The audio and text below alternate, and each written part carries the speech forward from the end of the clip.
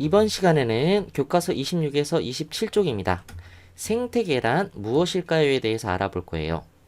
먼저 생물 요소와 비생물 요소에 대해서 먼저 알아볼게요. 저번 시간에 우리는 이걸 배웠어요. 우리 주변에는 동물과 식물처럼 살아있는 것도 있고요. 공기, 햇빛, 물처럼 살아있지 않은 것도 있습니다. 여기서 살아있는 것이 바로 생물 요소입니다. 생물 요소고요. 살아있지 않은 것이 비생물 요소예요. 비생물 요소.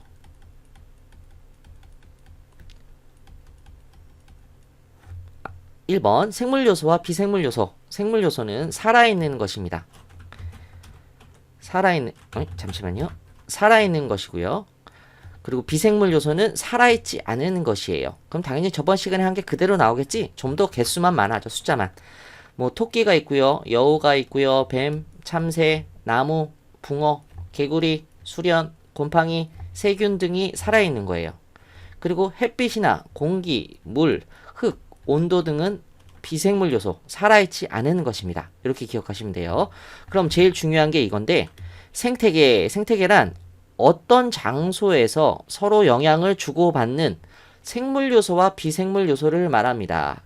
즉 생태계란 생물 요소랑 더하기 비생물 요소 이 두 개가 합쳐진 게 생태계예요. 근데 어떤 거야? 중간에 서로 영향을 주고받는 거예요. 서로 영향을 주고받는 생물 요소와 비생물 요소를 합쳐서 생태계라고 합니다. 이 생태계는 규모가 작은 것도 있고요. 규모가 큰 생태계도 있습니다. 이렇게 화단이나 연못처럼 상대적으로 규모가 작은 생태계도 있고요. 숲이나 바다처럼 규모가 큰 생태계도 있습니다. 딱 봐도 화단, 연못 작죠? 숲, 바다 크죠? 뭐 이렇게 생각하시면 돼요. 자, 여기서 서로 영향을 주고받는다는 건 무슨 얘기냐 하면 여기 연못이 있잖아. 연못에는 이렇게 물이 있죠. 물 주위에 이렇게 식물이 자라날 때 이 물이 필요하죠. 그리고 여기 중간에 잘 안 보이는데 여기 오리가 있어요. 오리. 물이 있으니까 우리가 여기 온 거죠. 그리고 여기 말고 이 물 안에 뭐 물고기가 이렇게 살 거잖아요. 물고기. 이 물고기 마찬가지 물속에서 사는 거잖아.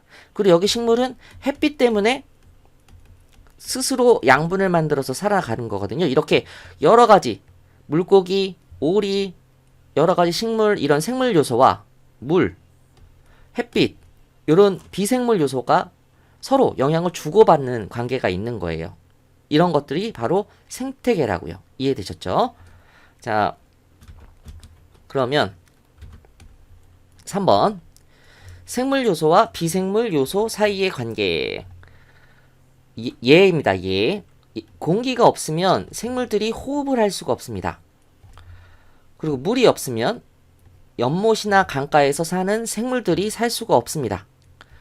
그리고 식물은 햇빛을 이용하여 양분을 얻을 수 있습니다. 그리고 식물은 물과 공기를 맑게 정화할 수 있습니다. 그래서 공기가 식물에게만 영향을 주는 것도 아니고 예를 들어 식물이 공기에게도 영향을 주기도 합니다. 이렇게 굉장히 복잡한 서로 도움을 주고 도움을 받는 그런 여러 가지 관계가 있어. 서로 영향을 주고받는. 그렇게 해서 그런 관계까지 다 합쳐서 그 장소를 생태계라고 합니다. 이해되셨죠? 다음 탐구 활동을 보겠습니다. 생태계의 구성 요소 분류하기. 아래 그림을 관찰하고 생태계의 구성 요소를 생물 요소와 비생물 요소로 분류해 봅시다. 여기 보니까 여기는 공기 있는 부분이겠네요. 그리고 여기는 물이 있는 부분이고 여기는 육지, 땅입니다. 땅. 너무 좀 더 확대해서 볼게요. 먼저 확대해서 보면 여기 먼저 해가 있네요. 해가 있고요. 해에서 나오는 햇빛, 이건 비생물 요소겠죠. 비생물 요소.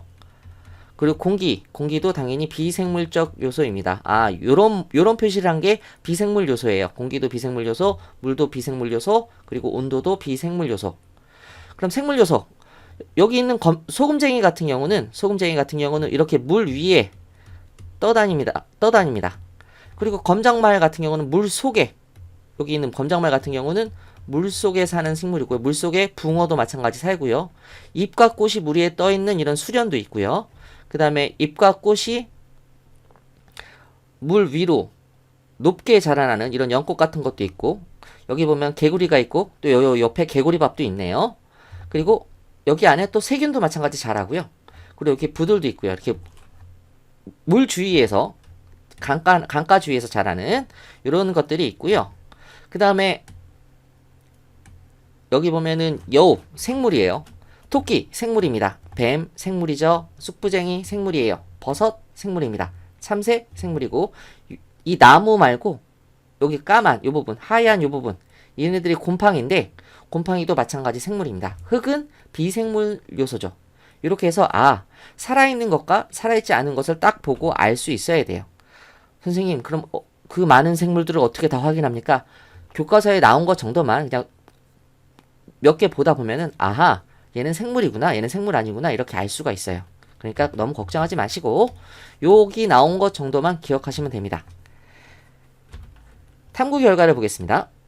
자, 방금 선생님이 말한 게 다 있어요. 생물 요소에는 살아있는 거죠. 소금쟁이, 붕어, 검정말, 수련, 세균, 연꽃, 개구리, 부들, 토끼, 여우, 곰팡이, 뱀 등이 있고요.